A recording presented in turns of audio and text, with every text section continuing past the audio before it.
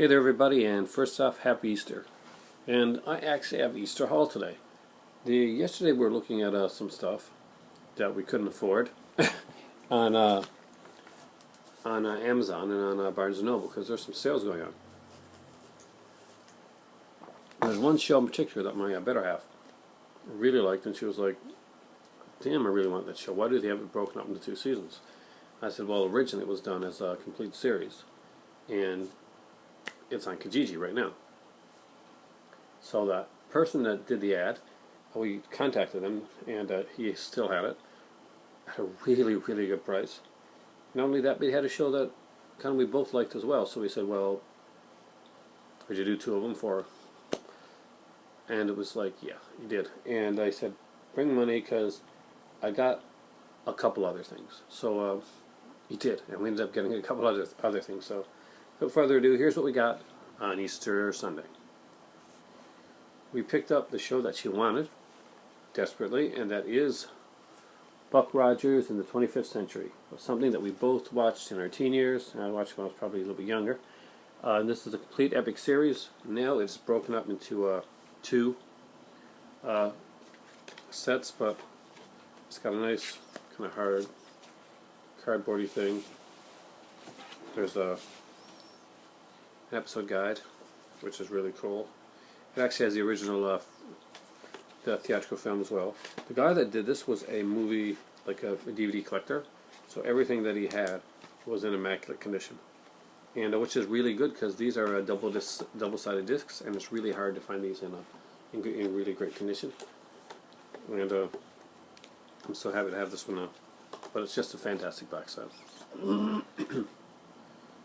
Next up was one that I remember growing up watching. That was, and I watched up in Mississauga, Ontario, is where I lived when I watched this show. I went to Lakeshore Elementary School. And I would come home, I would watch this, and I would watch Galactic 80, I think, at that time. I'm not sure. Anyway, it was Wonder Woman. And a very fun show. The first season, of course, is the season that's set back in the old days, which is my favorite season. And we actually see Wonder Girl, who I remember having a crush on back then. And it's been a long time since I've seen it, but I think Wonder Girl was Deborah Winger, and had cleavage that rivaled Wonder Woman. So that was, as a teen boy, that was a very good thing. And then the other stuff. So he had a bunch of other things that there, and that's when I knew that this guy was a serious collector, and seriously really took good care of his stuff. Cat. That's the cat, by the way, getting at the stuff, and maybe he'll get a shock and not do it again. Yes. Is it bad that you want to see your cat? No. I think it's cool. Princess Malachi, which is one that we don't have. I'm pretty sure we don't have it, and needed to get it. I love this movie. You know, the ones that I'm actually very excited about. I'm going to do them. First up, we got the special edition of The Great Escape, the big 2-disc edition with the slipcover, and I love the slipcover. Not only because it has something different. I love when a slipcover, gives you a bit more. This one here has, of course, either commentary about the director, cast and crew. We've got Great Escape, the Untold Story documentary, the real Virgil Hilt's A Man Called Jones documentary. There's 5 featurettes, photo gallery, and original theatrical trailer. So yeah, it's pretty stacked. I'm pretty excited to have this. I'm a big Donald Pleasance fan. Donald Pleasance, of course, has a role in this film. Next up is Double Indemnity. It's one that I've wanted for a while, and I wanted this edition for a specific reason, and anybody that has this knows the reason that I wanted it. And this fits a lot with my legacy collections that I got from for the Universal Monsters ones. I just got a couple more of those to get. I really need to find the Creature from the Black Lagoon, but it's impossible to find now. That and the Invisible Man. I don't think I've either one of those, but I got the other ones. But this Double Indemnity, as everybody that knows that watches my channel, I'm a huge film noir fan. This is one of the best, and if you're unaware, I'm a huge early Barbara Stanwyck fan. And this one here was, of course, I love this, the Universal Legacy series. It's got introduction by Robert Osborne, the best part of the TCM channel, and the reason I missed the TCM channel are his introductions. shelves of suspense, plunge into the world of 1940s Hollywood with a revealing look at a movie masterpiece. Commentary by Richard Sheckle. I love his stuff. He does a lot of stuff for Clint Eastwood movies. There's a commentary as well by Lem Dobbs and a film historian Nick Redman. And I wanted this edition for the second disc. And the second disc here has Double Indemnity. No, not the original one, 1944 version, but a 1973 TV movie of Double Indemnity starring Richard Crenna that I don't think I've ever seen. And kind of cool. You got the original and the TV and a rare TV remake.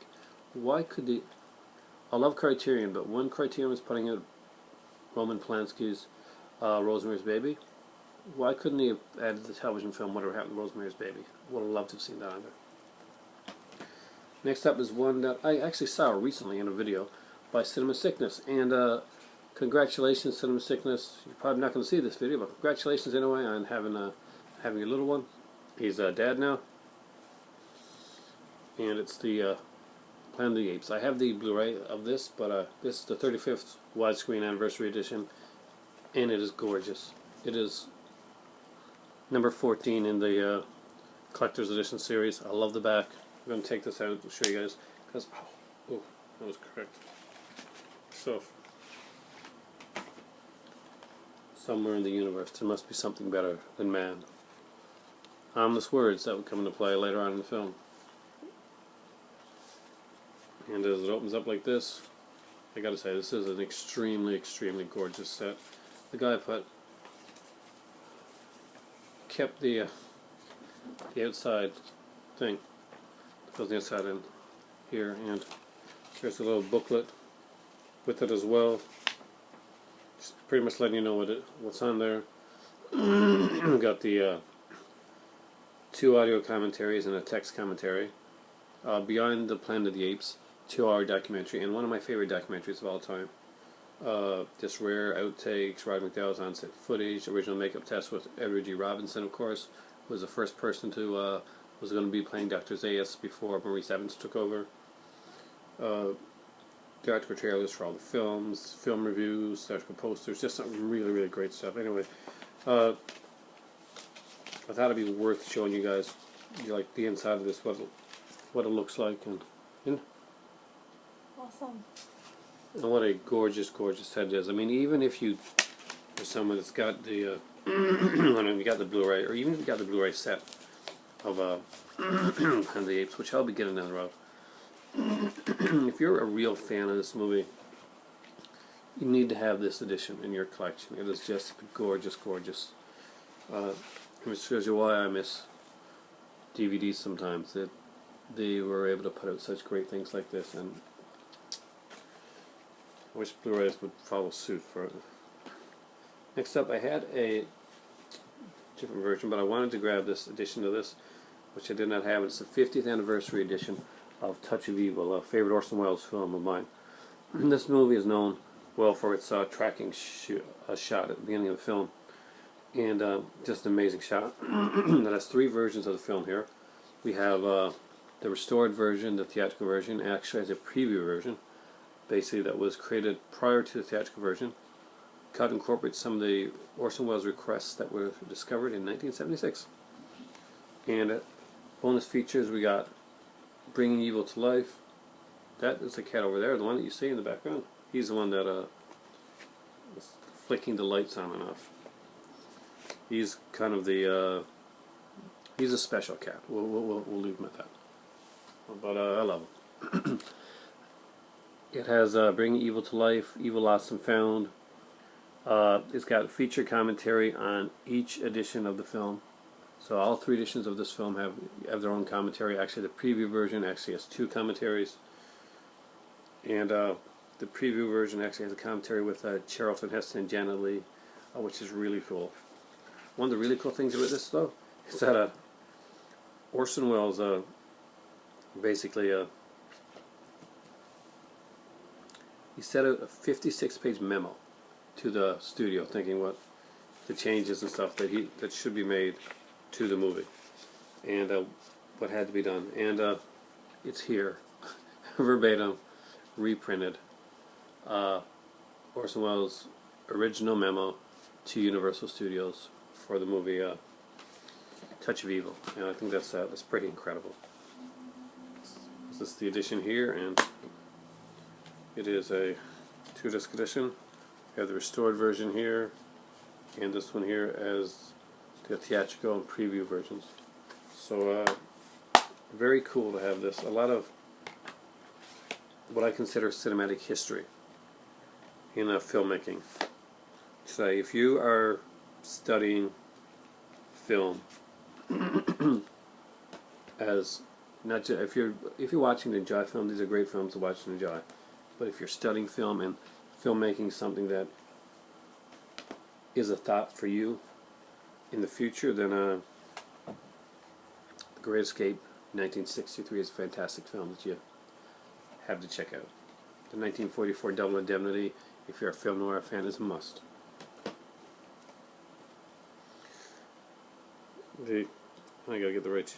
What year was this one again? 1958? Yeah, 58's Touch of Evil has some amazing cinematic shots. It's just a great film.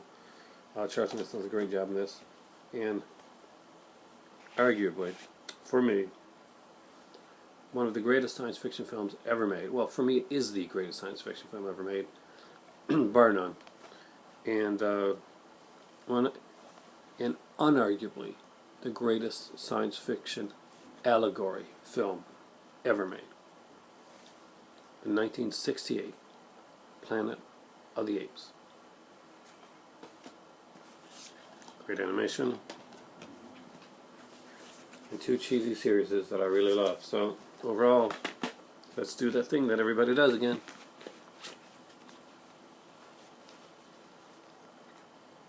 It's been a great haul. Thanks for watching, and for me right now, I just went to Tim Hortons. Canadian. It's time for tea.